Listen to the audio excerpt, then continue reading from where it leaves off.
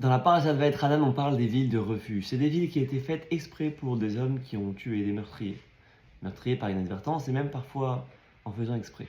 Ce refuge, il était là pour pouvoir empêcher le vengeur de tuer celui qui a assassiné son prochain. Comment est-ce que Hachem il peut donner un ordre de créer des villes de refuge pour un meurtrier?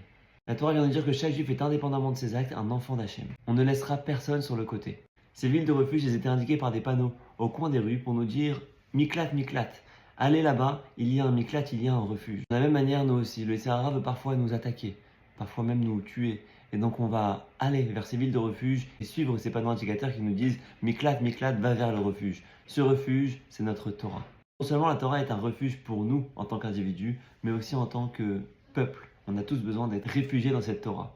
Comme nous, on veut qu'Hachem s'occupe de nous en nous indiquant les refuges de la Torah, nous aussi on doit s'occuper des autres et leur montrer le refuge de la Torah. C'est pour ça qu'on doit chacun être comme un panneau indicateur au coin des rues et dire aux gens allez vite vous réfugier vers les Miklats, allez vite vers la Torah et mettez-vous à l'abri de votre Yetzirah. Comme le Baal Shem Tov nous dit qu'un juif descend sur terre pendant 70 ou 80 ans pour rendre service à un seul juif.